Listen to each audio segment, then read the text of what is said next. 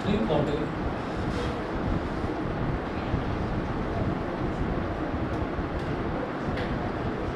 if 3 cot A is equal to 4, comma check whether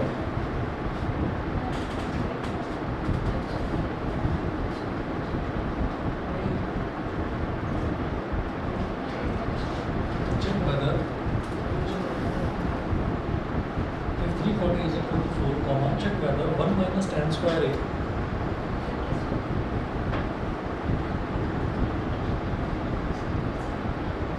minus tan square A upon 1 plus tan square A is equal to cos square A minus sin square A.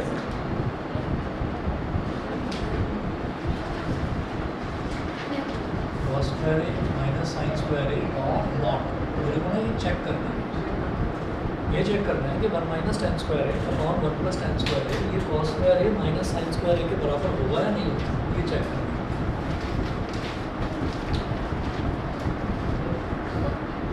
Cot A is equal to 4, so cot A is equal to 4 by 3. cot A जो है वो 4 by 3 के equal है।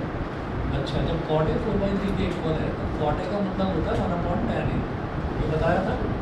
फिर tan का reciprocal cot होता है तो cot A is equal to 1 upon tan, मैंने cot A की जगह 1 अपॉन tan लिख दिया, ये 4 by 3 ऐसे तो रहेगा, ठीक है। अब लिखेंगे taking reciprocal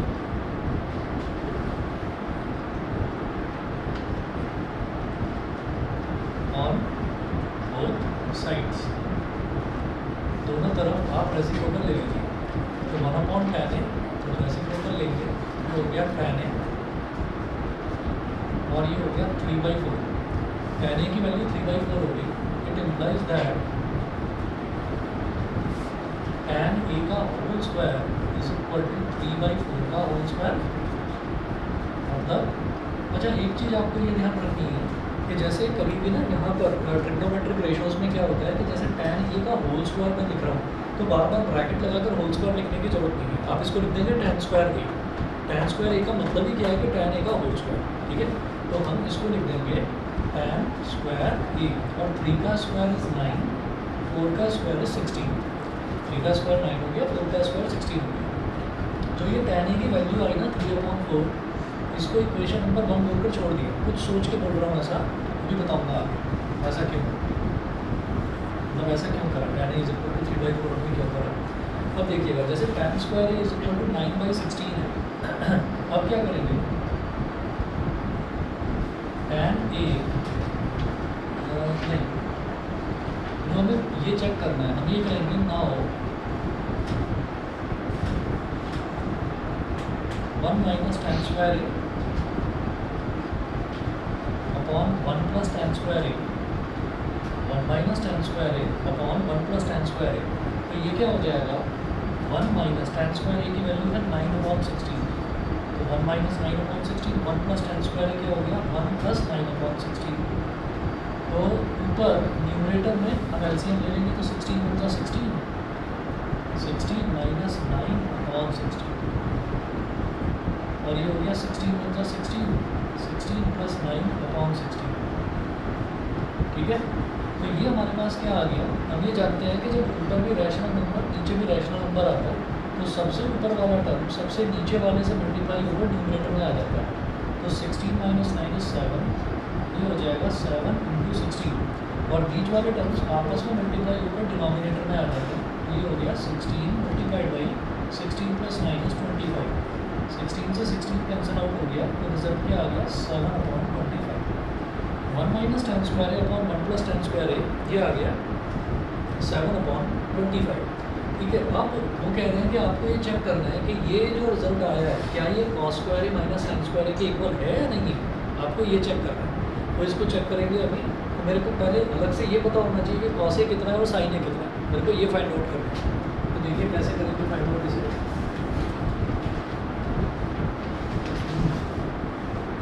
cos square A minus sin square A ये देखना है, तो हम यहाँ लिखेंगे फ्रॉम इक्वेशन 1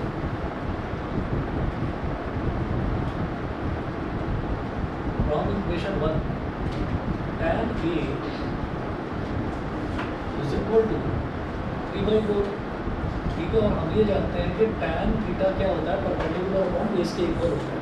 तो जब परपेंडिकुलर और बेस का रेशो 3/4 आ गया तो हम यहाँ पर ये कहेंगे let E is equal to 3x and B is equal to 4x। ये हो गया। तो यहाँ से हाइपोटेन्यूज कैसे निकलेगा, h square is equal to b square plus b square, यानी कि 4x का स्क्वायर प्लस 3x का स्क्वायर। तो h square is equal to 16x square plus 9x square, तो h square is equal to 25x square, तो h is equal to 5x। इस तरह से हमारे पास हाइपोटेन्यूज की वैल्यू आ गई। ठीक है। अब जब हाइपोटेन्यूज आ गया, परपेंडिकुलर और बेस पहले से था ही हमारे पास, तो अब मैं यहाँ से cos a sin a दोनों वैल्यूज निकाल सकता हूँ। तो cos a कितना हो जाएगा, cos a is equal to b upon h। तो b कितना है 4x और h कितना है 5x, x से x कैंसिल आउट हो जाएगा। फिर निकालेंगे sin a, sin a क्या हो जाएगा b अपॉन h। तो b कितना है 3x और h कितना है 5x, x से x cancel out. sin a की वैल्यू 3/5, cos a की वैल्यू जो है 4/5, ये हमारे पास आ गया। अब जरा देखिएगा cos स्क्वायर a कितना हो जाएगा। मैंने आपको बताया कि कोई भी ट्रिग्नोमेट्रिक रेशियो हो, sin a, cos a, tan a, cot a, cos a, कुछ भी हो, अगर उसका होल स्क्वायर करते हैं तो होल स्क्वायर ना लिखकर हम ऐसे लिखते हैं cos का स्क्वायर और a। cos स्क्वायर a का मतलब ही ये है cos a का होल स्क्वायर। तो ये cos स्क्वायर a कितना हो जाएगा 4/5 का होल स्क्वायर। सिमिलरली ये sin स्क्वायर a ये कितना हो जाएगा 3/5 का whole square.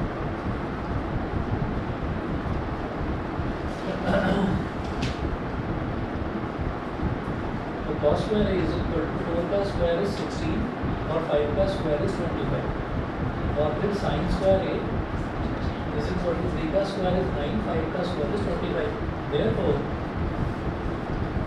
cos square a minus sin square a is equal to 16/25 minus 9/25 मतलब 7/25। ठीक है। तो ठीक है, हम ये कहेंगे यस 1 माइनस tan स्क्वायर है, ये भी अपॉन 1 प्लस tan स्क्वायर है, ये भी 7/25। और cos स्क्वायर है माइनस sin स्क्वायर है, ये भी 7/25। तो यहाँ लिखेंगे yes 1 minus tan square a upon 1 plus tan square a is equal to cos square a minus sin square a। ठीक है, ये हो गया, समझ गए। ठीक है। तो ये वाला क्वेश्चन मेरा कराने का पर्पस ये था कि यहाँ पर क्या दे रखा था, यहाँ पर हमको ना cot a की डायरेक्ट वैल्यू नहीं दे रखी, ये दे रखा था 3 cot a is equal to 4। तो अगर कभी ऐसा दे रखा हो तो समझ जाइए 3 यहाँ मल्टीप्लाई हो रहा है, इधर जाकर डिवाइड में चला जाएगा, तो cot a is equal to 4/3 हो गया। cot का रेसिप्रोकल क्या, cot किसका रेसिप्रोकल होता है tan का, तो 1/tan a is equal to 4/3। दोनों का रेसिप्रोकल ले लिया, tan a is equal to 3/4। ठीक है। ये क्यों करा, क्योंकि मेरे को LHS में ये चीज़ tan a की मेरे को ज़रूरत थी। तो tan स्क्वायर a कितना आ गया 9/16।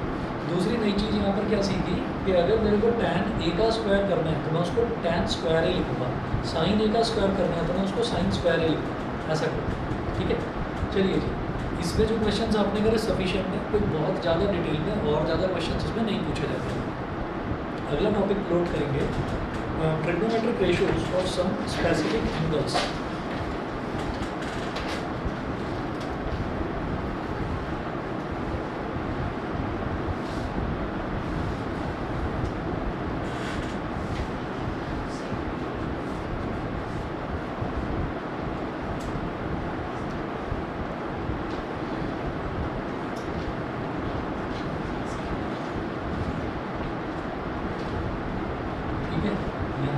Trigonometric ratios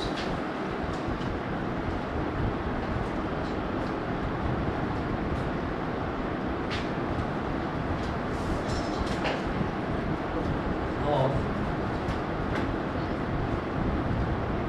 some specific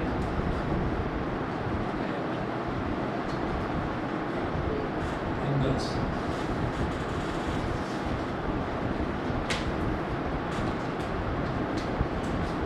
trigonometric ratios of some specific angles, ये है। तो इसमें हम क्या करेंगे, इसमें ना आपको एक टेबल बनानी है। तो टेबल बताता हूँ किस तरह से बनाएंगे।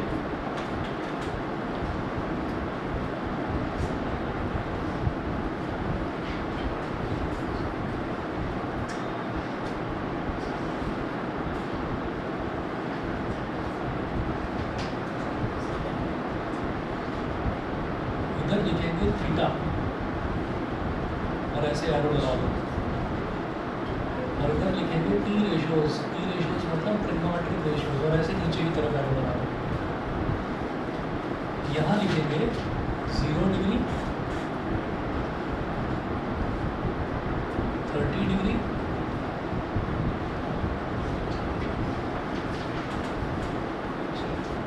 45 degree, 60 degree, 90 degree.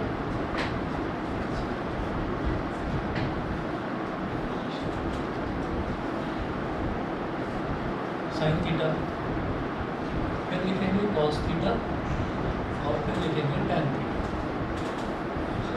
Sine theta, cos theta, हाँ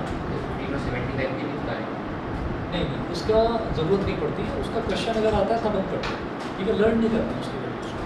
तो 0 डिग्री, 30 डिग्री, 45, 60 डिग्री और 90 डिग्री। तो तुम्हारे मन में ये आ रहा होगा कि 15 का टेबल होना चाहिए, ठीक है, वो नहीं है। तो 0, 30, 45, 60 और 90।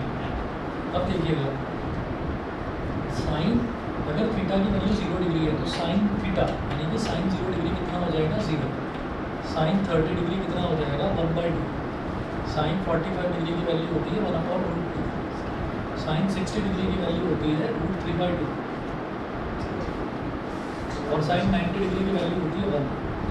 ये क्या होता है, हाँ, अरे अभी इसमें समझने का कुछ है ही नहीं, बता रहा हूँ, रुक जाओ। हाँ, एक्चुअली बात तो यही है कि इसको आपको रटना है, ठीक है।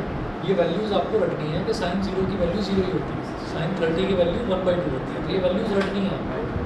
अच्छा, अब क्या है कि ना आप लोग CBSE बोर्ड में, ICSE बोर्ड में एक ट्रिग्नोमेट्रिक रेशियोज की पूरी टेबल मिलती है, ठीक है। लॉगरिथम सुना है आपने, लॉगरिथम? लॉगरिथम शायद पढ़ा भी होगा। चलिए ठीक है। तो लॉगरिथम में ये होता है, लॉगरिथम में बहुत बड़ी बड़ी कैलकुलेशंस जो हैं उनको उनके शॉर्टकट तरीके होते हैं। तो उसको लॉगरिथम टेबल में से देखकर करना होता है। तो उसी टेबल की तरह से ट्रिग्नोमेट्रिक रेशियोज की भी टेबल होती है, साइन की टेबल अलग, कॉस की अलग, टैन की अलग।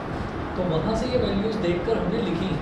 पर्टिकुलरली ये जो 5 एंगल्स हैं ना, इन 5 एंगल्स की सबसे ज़्यादा ज़रूरत पड़ती है ट्रिग्नोमेट्री, ठीक है। तो इसलिए हमने इनकी वैल्यूज़ रट लेनी है। और अब इसको रटने का भी तरीका बता देता हूँ। बाई चांस कभी ये लगे कि भाई हम ये भूल रहे हैं ये वैल्यूज़, तो हमको क्या करना है, जैसे ये याद रखना है 0, 30, 45, 60, 90, है ना, ये तो एंगल्स हैं। फिर आप यहाँ पर लाइन से ना काउंटिंग लिख लो, 0, 1, 2, 3, 4। 0 से लेकर 4 तक की आपने काउंटिंग लिखी। फिर सबको क्या करो, 4 से डिवाइड कर दो।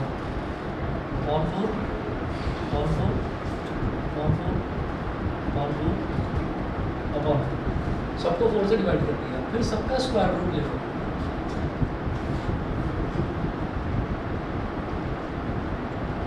क्या काम करा आपने, सबसे पहले लिखा ये 0 डिग्री, 30 डिग्री, 45 डिग्री, 60 डिग्री और 90 डिग्री।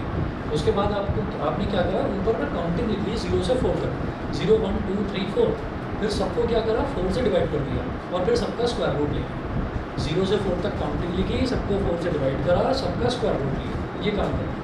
तो अब क्या देखें, 0/4 क्या होता है, 0, और उसका स्क्वायर रूट क्या होगा 0 का, 0। तो ये 0 आ गई। 1/4 का स्क्वायर रूट क्या होगा, 1 का स्क्वायर रूट 1, 4 का स्क्वायर रूट 2। तो ये वैल्यू आ गई 1/2। 2/4, तो 2, पहले इसको सिंप्लीफाई कर लीजिए। सिंप्लीफाई करेंगे तो 2 1 का 2, 2 2 का 4, तो ये 1/2 आ जाएगा। 1 का स्क्वायर रूट 1 और नीचे 2 है, 2 का स्क्वायर रूट √2, ठीक है। 3 का स्क्वायर रूट √3, 4 का स्क्वायर रूट 2, 4/4 इज़ 1 और 1 का स्क्वायर रूट इज़ 1, ठीक है। तो ये साइन थीटा हो गया। और अगर मेरे को साइन थीटा याद है ना, तो फिर आगे वाले मेरे को याद करने की ज़रूरत ही नहीं, बाकी सब हो जाएगा। ये जो वैल्यूज़ ऐसे लिखी है ना, लेफ्ट टू राइट, इनको उल्टा लिख दो, राइट टू लेफ्ट, ठीक है। मतलब सबसे पहले 0, तो इसको सबसे लास्ट में लिखो। फिर 1/2 सेकंड प्लेस पर, तो लास्ट से सेकंड प्लेस पर, फिर 1/√2, फिर √3/2, और फिर 1, ये लास्ट वाला, ठीक है।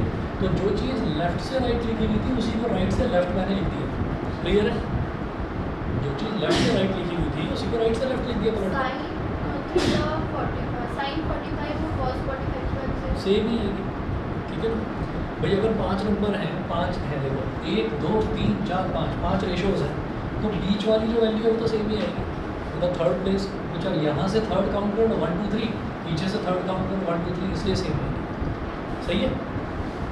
अच्छा एक फॉर्मूला और देखा था हमने टेन थीटा का, कि अगर साइन थीटा को कॉस थीटा से डिवाइड कर देते हैं तो टेन थीटा आ जाता है। तो सोचो 0/1 करेंगे तो क्या आएगा 0, तो टेन 0 की वैल्यू 0। 1/2/√3/2 करेंगे तो क्या आएगा 1/√3, 1/√3, समझ रहे, ठीक है। अरे ये बात जो पहली वाली वैल्यू है तो समझ लीजिए रटनी है, और ये मैं आपको बताऊँ ये 0 1 2 3 4 ये सब आप भूल जाओगे, आपको ये रटा हुआ ही काम आना है। ये वैल्यू रट लेना, उसी से फ़ायदा होगा। 2 या 3 दिन आपको लगेंगे ये वैल्यूज़ रटने में, फिर दिक्कत नहीं होने वाली, ठीक है ना। पेपर में टाइम भी बचता है।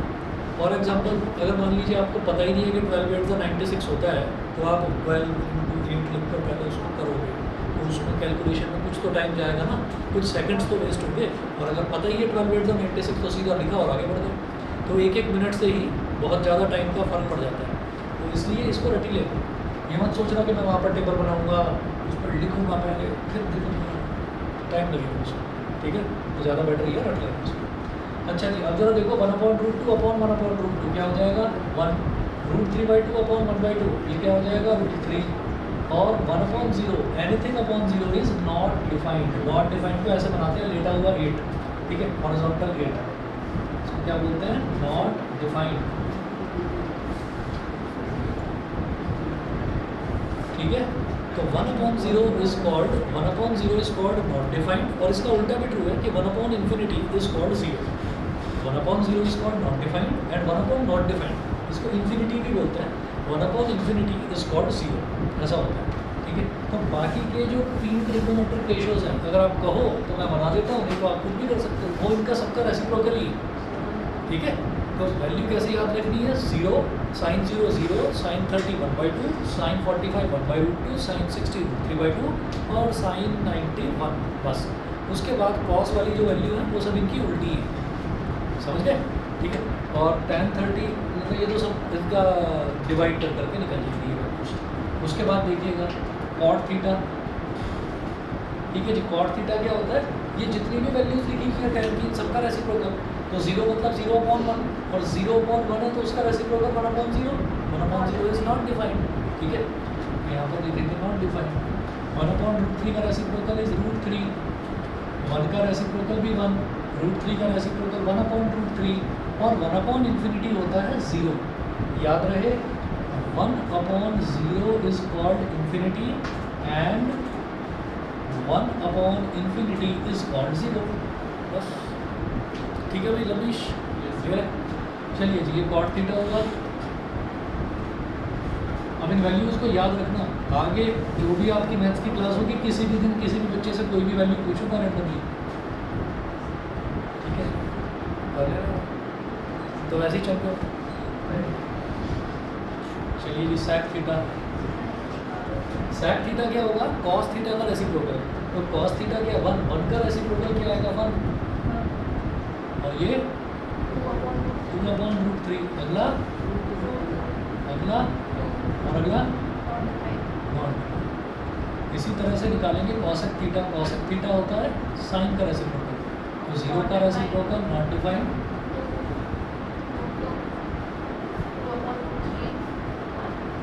और 1, ठीक है जी। तो ये हमारी टेबल है। अब इसके बाद क्या है कि ये टेबल अगर हमने याद कर रखी है तो आगे के क्वेश्चंस बड़े आसानी से होते हैं, ठीक है। मैं एग्जांपल्स देखता हूँ। एग्जांपल नंबर 1 है evaluate each of the following in the simplest form. Example 1,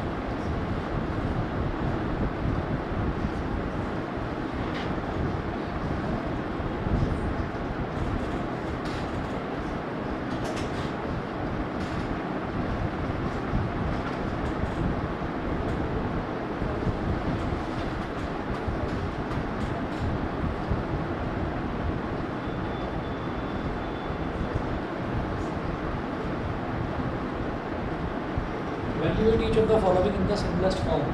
first देखिएगा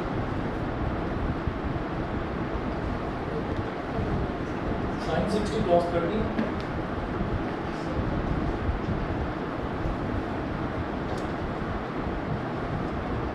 प्लस cos 60 sin 30।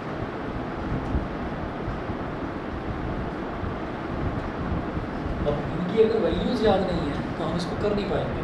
तो देखिए sin 60 की वैल्यू होती है √3/2 मल्टीप्लाइड बाई cos 30 की वैल्यू भी होती है √3/2। cos 60 की वैल्यू होती है 1/2 और sin 30 की वैल्यू भी 1/2। √3 इंटू √3 इज 3, 2 इंटू 2 इज 4। जब भी कभी कोई रैशनल नंबर दूसरे रैशनल नंबर से मल्टीप्लाई होता है तो न्यूमरेटर से मल्टीप्लाई हो जाता है और डिनोमिनेटर से मल्टीप्लाई हो जाता है। तो √3 into √3 is 3, 2 into 2 is 4 plus 1 into 1 is 1, 2 into 2 is 4। जब डिनोमिनेटर सेम होता है तो numerator as it is add हो जाता है। तो 3 प्लस 1 अपॉन 4 मतलब 4 अपॉन 4, तो रिजल्ट इज 1। इसका रिजल्ट आ गया 1। सेकेंड पार्ट देखेंगे, सेकेंड पार्ट देखेंगे sin 60 cos 45।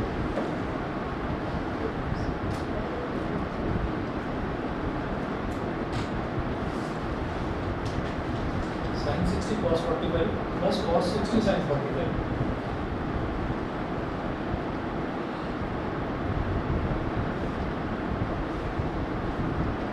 तो sin 60 क्या हो गया √3/2 और cos 45 होता है 1/2।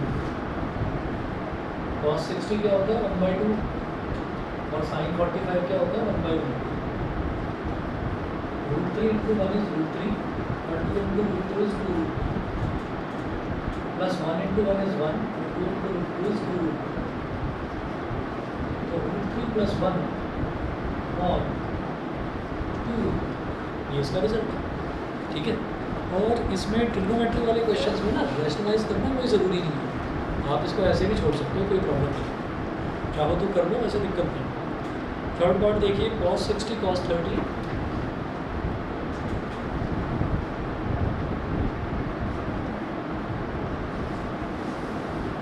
cos 60 cos 30 plus sin 60 sin 30।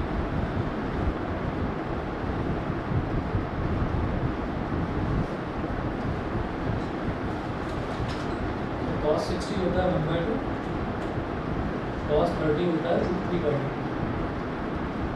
Plus sin 60 होता है √3/2 और sin 30 होता है 1/2। तो 1 इंटू √3 इज √3 और डिनोमिनेटर में 2 इंटू 2 इज 4। √3 इंटू 1 इज √3 और डिनोमिनेटर में 2 इंटू 2 इज 4। तो जब डिनोमिनेटर सेम है तो numerator as it is add हो जाएगा। तो न्यूमरेटर में क्या है √3 प्लस √3, तो √3 प्लस √3 क्या हो जाएगा 2√3। जैसे कि सोचिए कि x प्लस x क्या हो जाता है 2x। तो इसी तरह से √3 प्लस √3 इज 2√3, 2√3 अपॉन 4। ठीक है, ये थर्ड पार्ट होगा। इसके बाद इसका फोर्थ पार्ट देखिए cos 60 cos 30।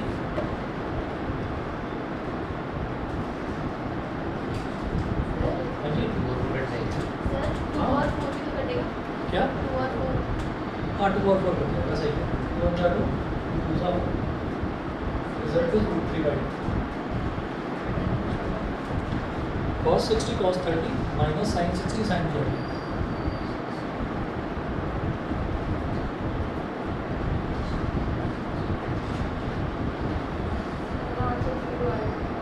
जीरो है, ठीक है। cos 60 कितना है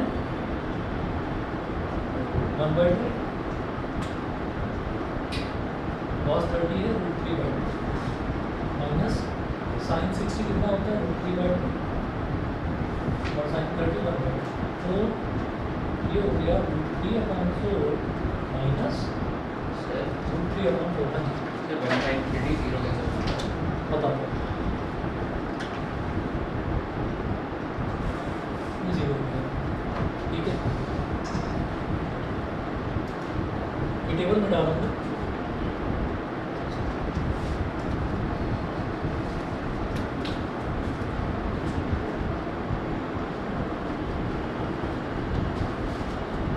पहले तो ये देख लेते हैं कि 1/0 इन्फिनिटी कैसे है। इन्फिनिटी का मतलब होता है अनंत, अनंत का मतलब बहुत बड़ी वैल्यू कोई, ठीक है। अब इतनी बड़ी वैल्यू जिसको डिफाइन नहीं करा जा सकता, इसलिए उसको नॉट डिफाइंड भी बोल देते हैं, बहुत बड़ी वैल्यू। फॉर एग्जाम्पल अर्थ से सन का डिस्टेंस सिर्फ अंदाज़ा लगाकर, एक ट्रायंगुलेशन मेथड होता है, उस मेथड से सिर्फ उसका अंदाज़ा लगाया गया है, लेकिन एक्चुअल में किसी ने जाकर वो डिस्टेंस नापा हो, ये पॉसिबल ही नहीं है। अर्थ से जो सन है, सॉरी, सन से कई लाख माइल्स पहले ही अगर कोई भी ऑब्जेक्ट वहाँ भेजा जाएगा ना, वो जलकर राख हो जाएगा, क्योंकि उसमें इतनी ज़्यादा एनर्जी, इतनी ज़्यादा हीट होती है सन में। तो हम हमेशा ये कहते हैं कि इन्फिनिटी का कोई एक एग्जांपल दें, तो इन्फिनिटी का एग्जांपल हमेशा ये होता है कि किसी भी प्लैनेट से, अर्थ से, मार्स से, वीनस से, किसी भी प्लैनेट से सन तक का जो डिस्टेंस है that is taken as infinity. Infinity मतलब बहुत बड़ी वैल्यू, इतनी बड़ी वैल्यू, इतनी बड़ी वैल्यू कि हम बता ही नहीं सकते कितनी बड़ी वैल्यू, यानी कि नॉट डिफाइंड, उसको डिफाइन नहीं करा जा सकता। तो ये 1/0 को क्यों बोल दिया, क्योंकि देखिए ऐसा होता है, हमने ये कहा कि पॉजिटिव नंबर्स की बात करेंगे, अगर हम एक्चुअल लाइफ, एक्चुअल वर्ल्ड की बात करते हैं, तो हम ये कहेंगे कि पॉजिटिव नंबर्स की बात करते हैं। तो पॉजिटिव नंबर्स में ये हुआ कि जैसे 1 है, तो 1 को 8 से डिवाइड कर दिया, 4 से डिवाइड करा, 2 से डिवाइड करा और 1 से डिवाइड करा, तो 1/8 होता है 0.125,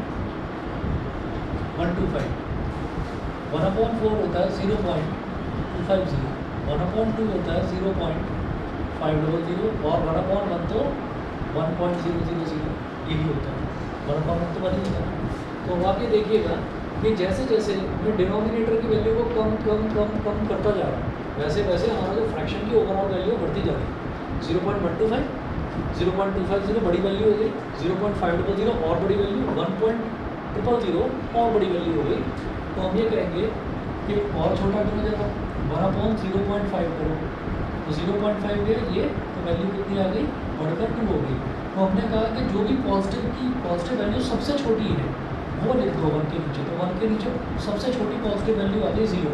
तो हम ये कहेंगे कि ओवरऑल फ्रैक्शन सबसे बड़ा फ्रैक्शन आएगा। तो सबसे बड़ी वैल्यू क्या है, सबसे बड़ी वैल्यू हम कहेंगे भाई वो डिफाइंड नहीं है, इसलिए इसको बोल दिया not defined.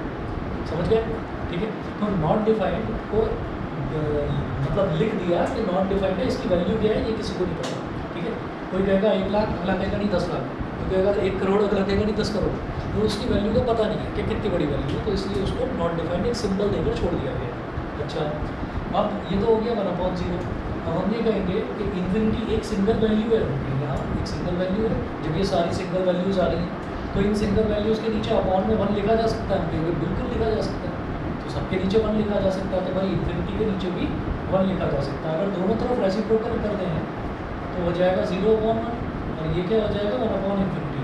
0/1 is 0, that's why 1/infinity को हमने 0 कर दिया। समझ गए सर? बट अगर कोई अगर 0 को हम राइट हैंड साइड ले गए, हाँ, सर 1 = 0 हो जाएगा। अगर 0 को हम राइट हैंड साइड ले गए, अच्छा अब सुनिए, जैसे हमने कहा कि 0 को राइट हैंड साइड ले जाओगे, इन्फिनिटी को यहाँ ले आओ, तो 0 × infinity 1 = 0 हो जाएगा।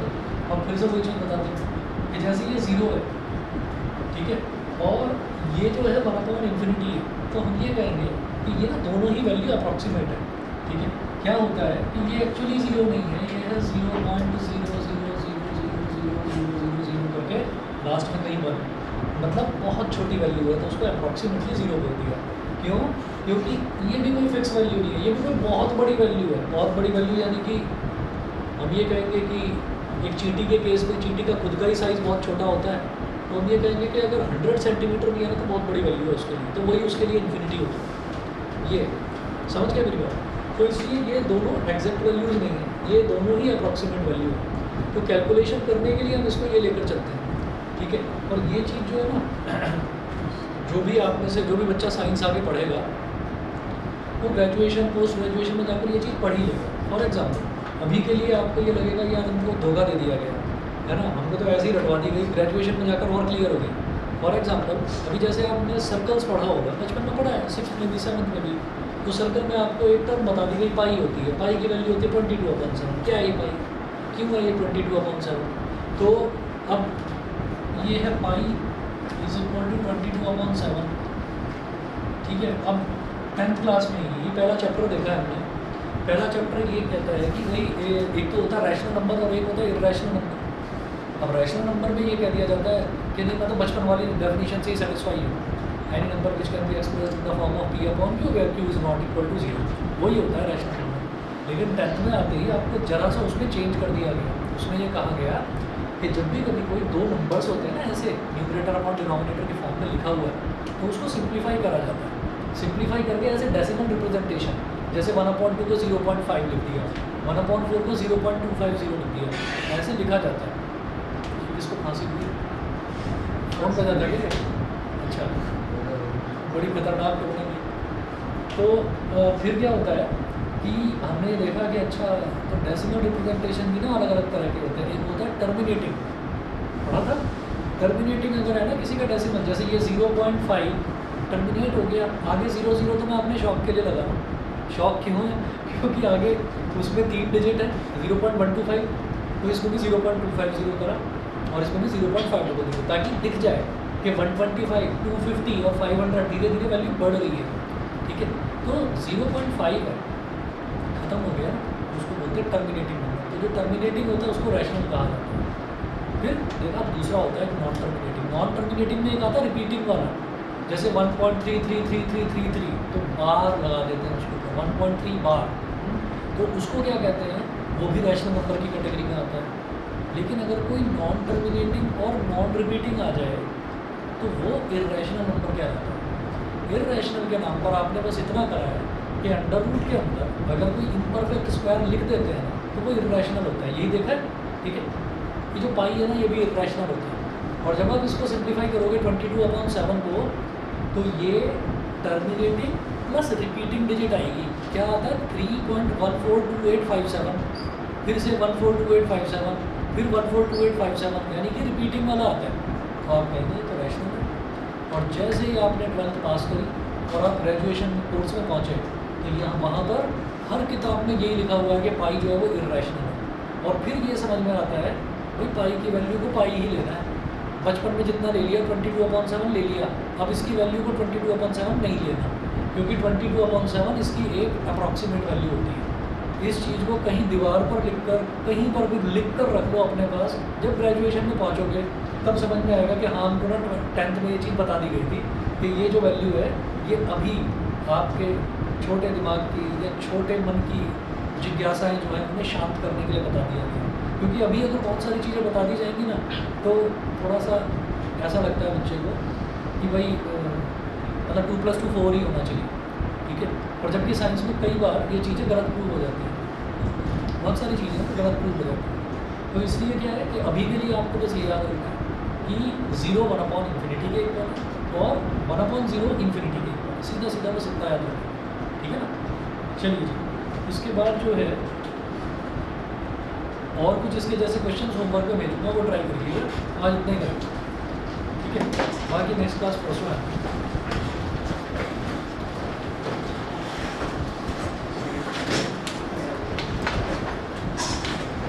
Good evening.